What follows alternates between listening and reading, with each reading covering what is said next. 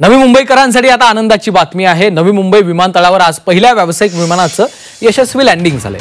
Indigo कंपनीचं विमान नवी मुंबई विमानतळावर उतरलं। त्यानंतर विमानाला खास पद्धतीनं सलामीही देण्यात आली आहे। नवी मुंबई आंतरराष्ट्रीय विमानतळाचं काम आगामी वर्षात 31 मार्च पर्यंत पूर्ण होईल। त्यानंतर इथून पहिलं प्रवासी विमान आकाशात झेपावेल असं स्पष्ट करण्यात आलेलं आहे। तर ही डेडलाईन चुकणार नसल्याची माहिती सिडकोच्या वरिष्ठ अधिकाऱ्यांनी दिलेली आहे। इंडिगोच्या विमानाचं यशस्वी लँडिंग झालेलं आहे। या विमानाला सलामी देखील देण्यात आलेली आहे। पुढच्या वर्षी आता विमान सेवा सुरू होणार आहे।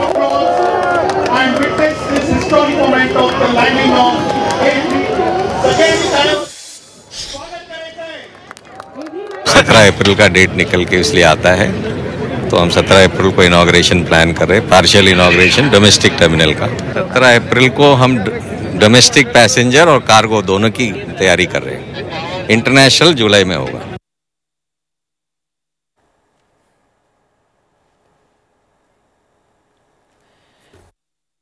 राष्ट्रीय विमानतळ 1160 एकरवर पसरलेलं आहे।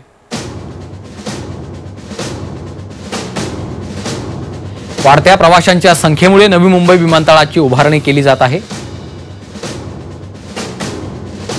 सिडकोकडून नवी मुंबई विमानतळाची उभारणी केली जात आहे। विमानतळावर 2 रनवे तयार करण्यात आले आहेत। ठाणे, कल्याण, रायगड, पुण्याच्या प्रवाशांना या विमानतळाचा मोठा फायदा होणार आहे। पुढील 5 महिन्यात आंतरराष्ट्रीय विमान सेवा सुरू होणार आहे।